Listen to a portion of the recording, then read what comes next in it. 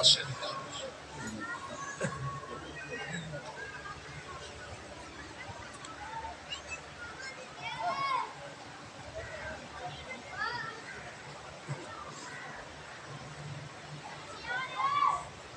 صلوات مل کے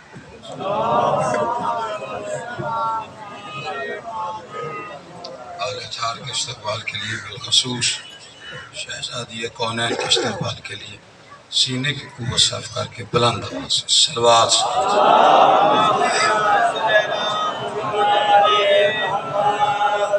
شکریہ صاحب زبان کے لیے، دعاؤں کی قبولیت کے لیے، بانیان کی اس محنت کی قبولیت کے لیے، مجلس کی قبولیت کے لیے، ان کے اور اپنے مرحومین کے بلند درجات کے لیے، بالخصوص سرکار علامہ ناصر عباس دیگر علماء و ذاکرین شہداء مرحومین سب کے بلند درجات کے لیے صلوات بلند آواز سے۔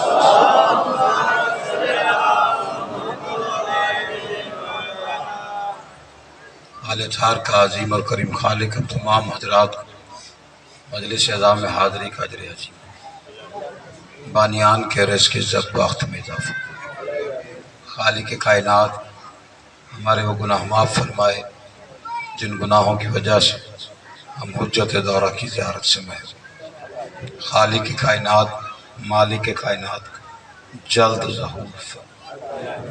جتنی جتنی گردلی بادشاہ سے ہے دعاؤں کی قبولیت کے لیے اتنی بلند صلوات پڑھ دیجیے۔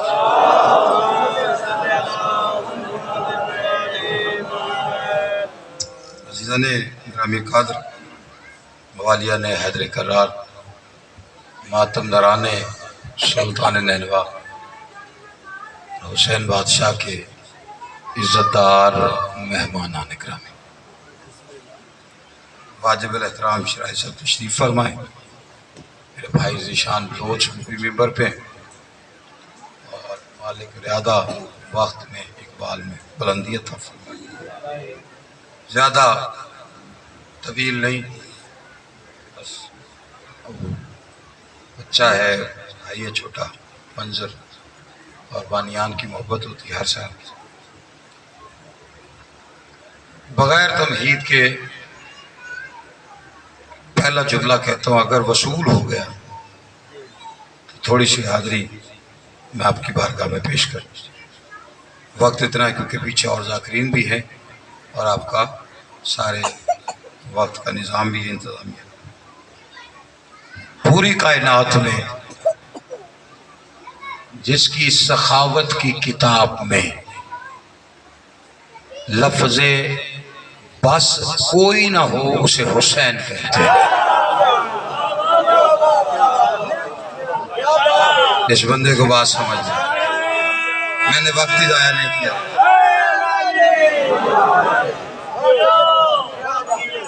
میں نے وقت ضائع نہیں کیا اور آپ نے وصول کیا ہے۔ بس سخاوت کی کائنات کا وہ بے تاج بادشاہ ہے حسین، جس کی سخاوت کی کتاب میں لفظ بس کوئی نہیں، ورنہ دروازہ پہ مانگنے جاؤ تو دینے والا بس کہتا ہے، مانگنے والے کو تو دل ہی نہیں بھرتا۔ اللہ جانے دیتا کیسے، مانگنے والے کہہ رہا تھا بس، اس دروازے سے آواز نہیں آئی بس۔ اور مختصر کروں بات سمجھ میں آ جائے گی۔ ایک شاعر نے کہا تھا کیا ہوگا عداوت کا ثبوت اس سے بڑا، اور جو جملہ کا ہے اس کی دلیل میں شعر کہہ دیتا ہوں، کیا ہوگا عداوت کا ثبوت اس سے بڑا، اور قرآن میں لکھا اور دنیا نے پڑھا، اور اس شان کا دریائے سخا کوئی نہیں، اور راہب نے کہا بس، میرے مولا نے کہا اور۔ جیو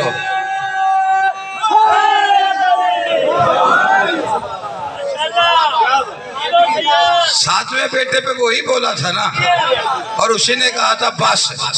جب اس نے کہا تھا نا بس، شبیر بادشاہ کی آواز آئی، میرے کرم کے بکھرے ہوئے سمندر میں حسرت کی کنکریاں پھینک کے دامن اتنا چھوٹا لے آیا ہے، تو بس نہ کہتا، تو بس نہ کہتا۔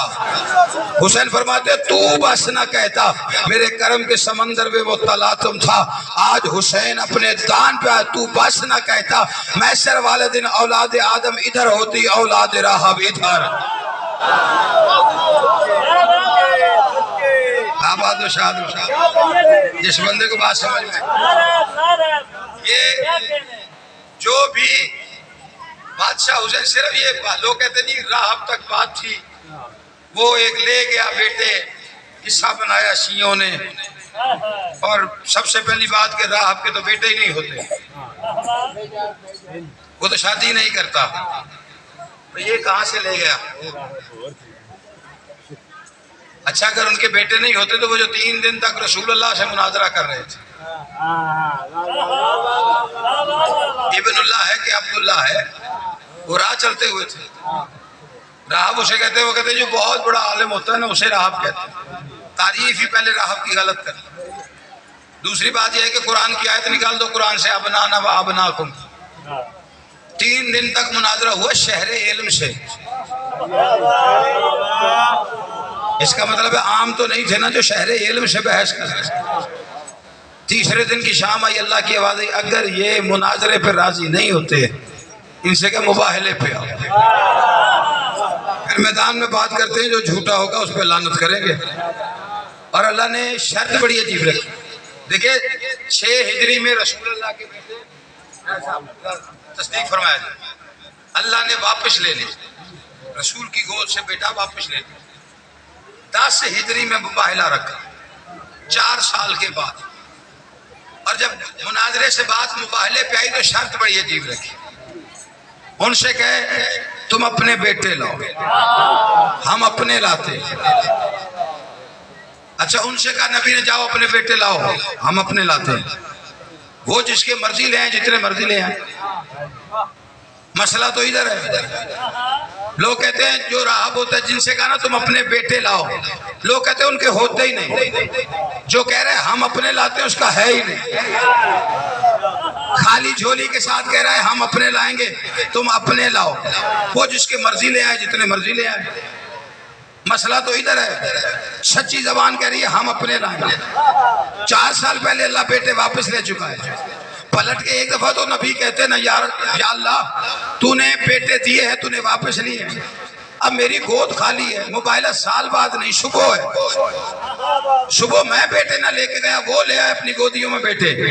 تو میں وہاں جا کے کیا جواب دوں گا؟ نہ تیری توحید بچے گی، نہ میری رسالت بچے گی. وہاں جھوٹوں پہ وار کرنا ہے، لعنت کا وار کرنا ہے. انہیں چیلنج دے بیٹھا ہوں، اب میں خالی جھولی کا کیا کروں؟ ایک لمحے کے لیے بھی نبی نے اللہ سے کچھ نہیں کہا. ان سے کہتا تم اپنے بیٹے لاؤ، ہم اپنے لاتے ہیں. پھر خالی جھولی لے کے اللہ کے گھر نہیں، بطول کے دروازے پہ آ کے کہا یا علی بیٹے دو. کوئی بیٹھا ہے یار جسے بات سمجھ میں آ رہی؟ یا علی بیٹے دو.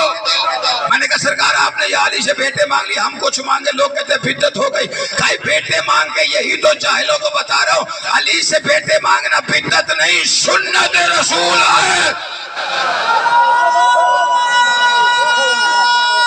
جڑے بندے نو گال سمجھ آتی پیچھے پریشان بیٹھو سرکار.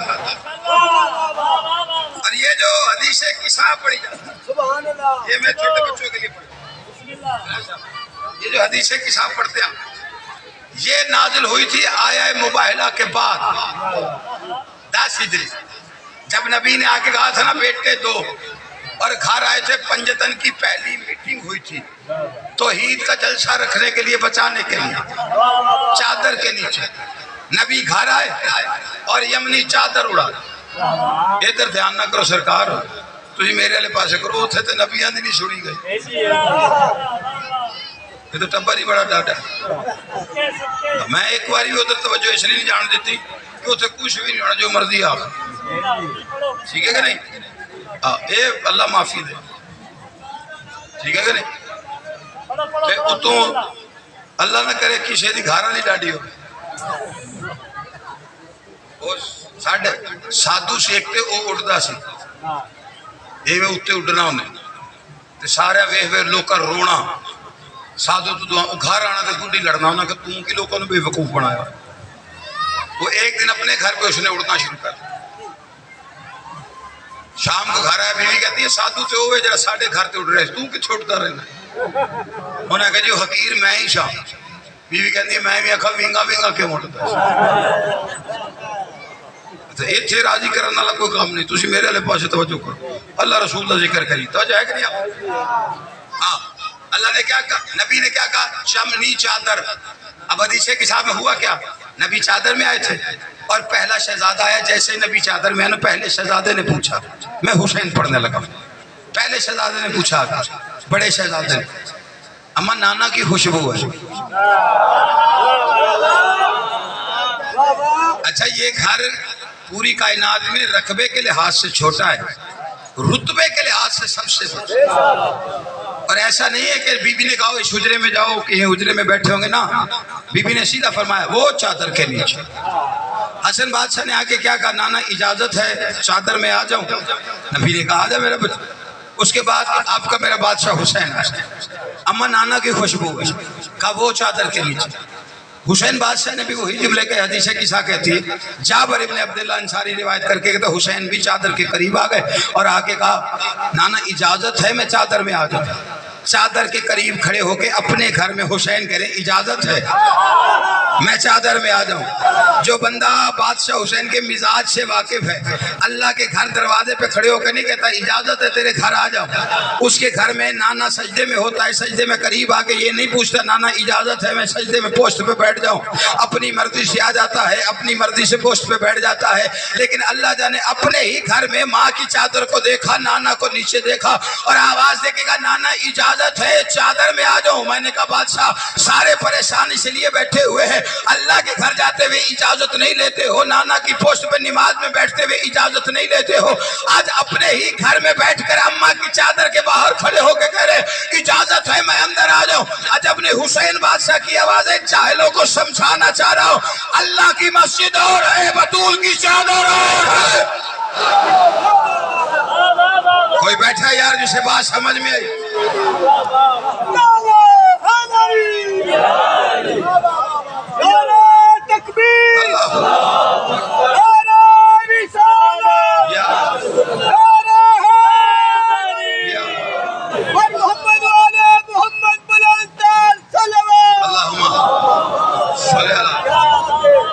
اسے سمجھ آئی؟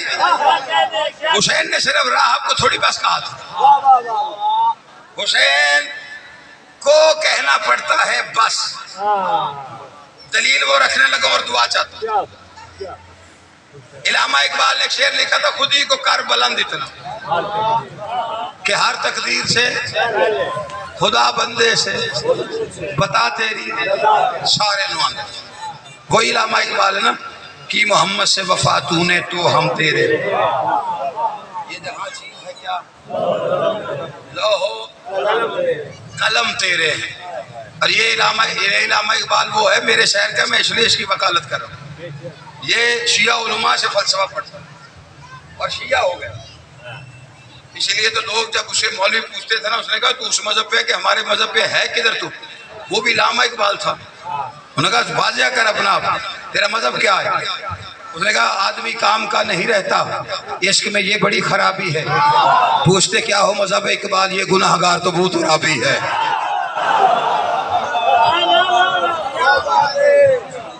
لاہور میں آیت اللہ حاری سے حاری صاحب سے بحث کرنے جاتے تھے علامہ, اور انہوں نے دل میں کچھ سوال سوچے کہ آج میں جا کے حاری صاحب سے یہ پوچھوں گا. جیسے حاری صاحب کی مجلس میں پہنچے تو جو دل میں سوال تھے اس کے جواب حاری صاحب دے رہے تھے. علامہ اقبال نے دل میں سوچا کہ میں نے تو بھی پوچھا ہی نہیں, انہیں کیسے پتا چلا.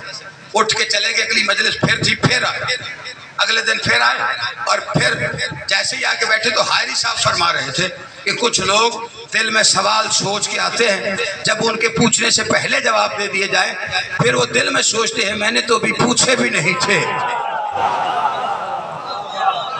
یہ علی کو ماننے والے ہیں. ہاں لوگ تو بادشاہ علی کے موجے دیکھ کے پریشان ہیں. یہ جو ہوتا ہے نا کہ علی بادشاہ کیسے, یہ کام کیسے, جس کام پہ علی کی فضیلت پہ اگلے بندے کے منہ سے نکلے نا کیسے, سمجھو علی کا معجزہ ہے. علی ہے ہی ایسا. باقی رہ گیا علی کے علماء سمجھ میں نہیں آتی, علی کے نوکر سمجھ میں نہیں آتے. انہوں نے پھر جا کے تعارف کروایا، انہوں نے کہا جی میں وہی ہوں کہ محمد سے وفا تو نے تو ہم تیرے ہیں، یہ جہاں چیز ہے کیا لوح و قلم تیرے ہے۔ انہوں نے پوچھا علامہ اقبال سے کس کے لیے لکھا ہے؟ شیعہ مجلس میں بیٹھے، انہوں نے کہا جی میں نے حسین کے لیے لکھا ہے، آدم سے عیسیٰ تک کے نبیوں کے لیے لکھا ہے۔ حاری صاحب فرماتے ہیں یہ آدم سے عیسیٰ تک کے نبیوں کے لیے شعر ہو سکتا ہے، یہ حسین کے لیے نہیں ہے۔ کہا جی وجہ؟ کہا تیرے شعر میں شرط ہے کہ محمد سے وفا تو نے تو ہم تیرے ہیں، اگر کی تو تیرے ہیں۔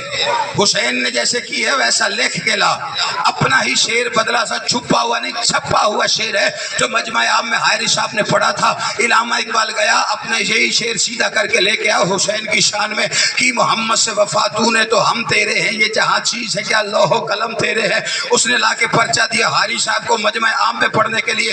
حاری صاحب نے کہا علامہ اقبال نے حسین کی شان میں شعر لکھا ہے، یہ وہی علامہ اقبال جو کہتے ہیں کہ محمد سے وفا تو نے تو ہم تیرے ہیں، یہ جہاں چیز ہے کیا لوح و قلم تیرے ہیں۔ اب اس نے حسین کے لیے لکھا ہے، اس میں لکھا ہوا تھا کس قدر تیز تھی میدان بلا کی آواز، اس میں چلتے ہوئے تیروں کی ہوا کی آواز، سن کے شبیر کے سجدے کی ادا کی آواز، سارے ماحول میں گونجی یہ خدا کی آواز، یہ جہاں چیز ہے کیا لوح و قلم تیرے ہیں، تیرے سجدے کا بدل یہ ہے کہ ہم تیرے ہیں۔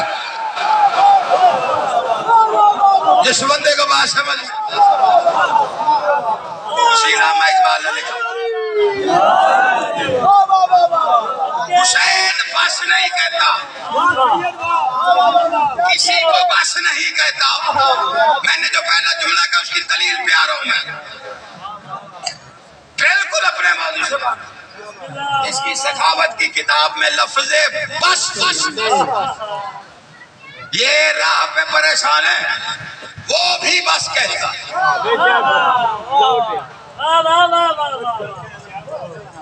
بندہ دے ساہ اکھڑ گئے نے، میں حسین پڑھنے لگا ہوں۔ علامہ اقبال نے کیا کہا تھا؟ خودی کو کر بلند اتنا کہ ہر تقدیر سے پہلے خدا بندے سے۔ یہ میری آپ کی بندگی کی اوقات نہیں ہے، یہ شعر میرے آپ کے لیے نہیں ہے۔ ہماری بندگی کی اوقات کیا کہ اللہ پوچھے بتا تیری رضا کیا۔ 2-3 دن مشکل میں گزر دیں، چوتھے دن ہم اللہ سے بدگمان ہو جاتے ہیں، عہدہ گلے شروع کر دینے، میں ہی لپائیں میرے ہی مگر چڑھے ہے، میرا ہی نہیں ٹورتا کم، سارے اندر ٹور رہے۔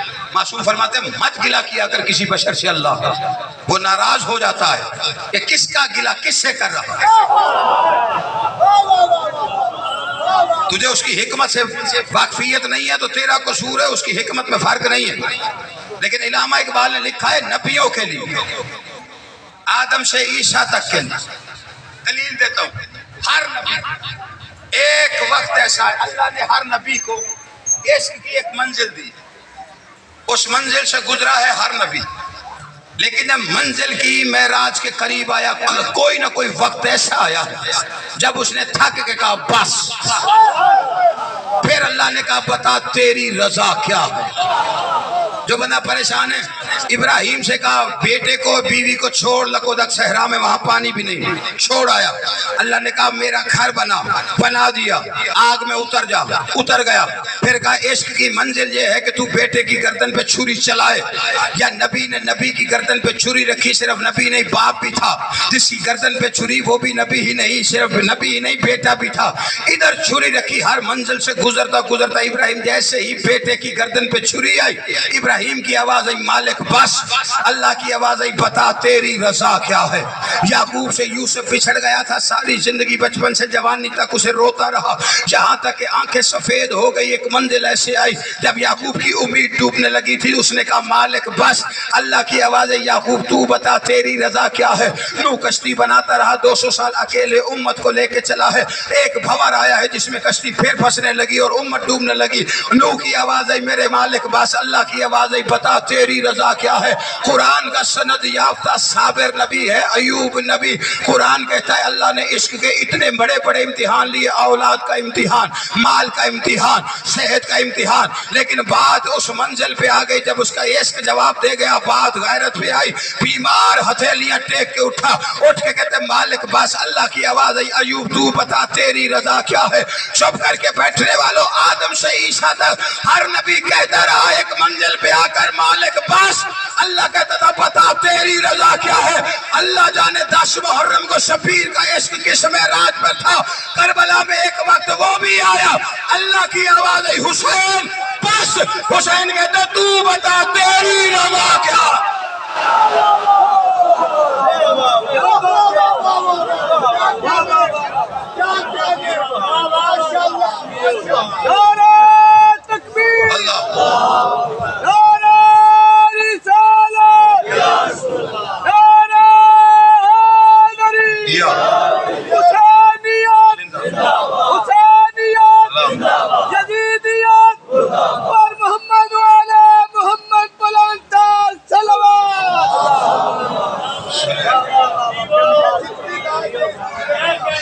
اس وقت اللہ نے کہا جب اکبر کے سینے سے برچی کا پھل نکال رہا,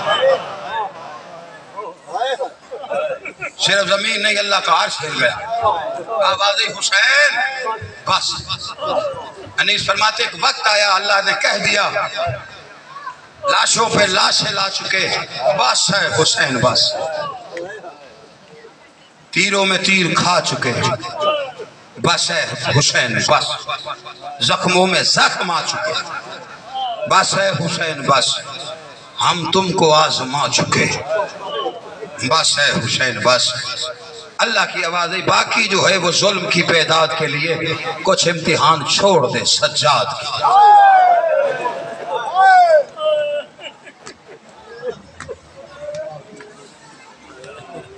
اس کی معراج پہ آیا ہوا حسین. حضرت سلطان بہو حق بہو وہ فرماتے ہیں ایک واری معراج نبی نو ہویا حسین نو 4 واری ہوئی. پہلا معراج امڑی دی کو دی, دوجا نانے دی سواری ہو, تیسرا معراج بڑا خطرناک لکھا. حق وہ فرماتے ہیں تیسرا معراج خنجر دی دھار اتے جتھے شاہ نماز گزاری ہو. چوتھا معراج نیزے دی نوک اتے ویکھیا خلقت ساری ہو.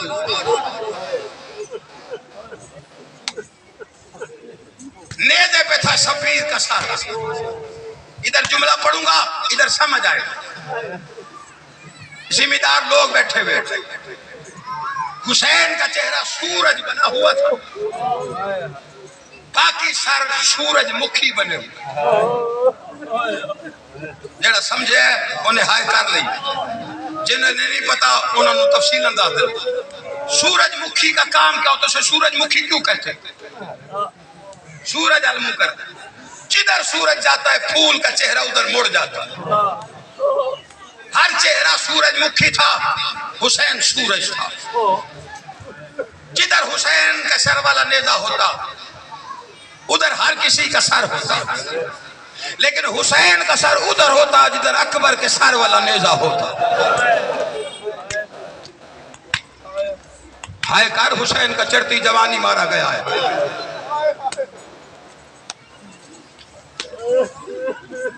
نیزے اٹھائے ہوئے تھے سپاہیوں نے, شیمر کے ہاتھ میں نیزہ تھا شبیر والا. اس نے دیکھا ہر سر حسین کو دیکھتا ہے. پہلے اس ظالم نے دیکھا نیزہ کبھی ادھر لے جائے سارے سر ادھر آ جائے, ادھر سے ادھر لے جائے سارے سر ادھر مڑ جائے. ظالم دیکھ رہا تھا شبیر کے سر کی طرف کہ سارے حسین کو دیکھ رہے اور حسین اکبر کو دیکھ رہے. اس ظالم نے حسین کا نیزہ رکھا, علی اکبر کا نیزہ, وہ سر نیزہ اٹھایا جس میں اکبر کا سر تھا. کبھی شبیر کے دائیں لے جائے, کبھی حسین کے سر سے پیچھے لے جائے. اللہ جانے نیزے کی نوک پہ شبیر کی کتنی رگیں کٹتی تھی اکبر کو دیکھنے کے لیے.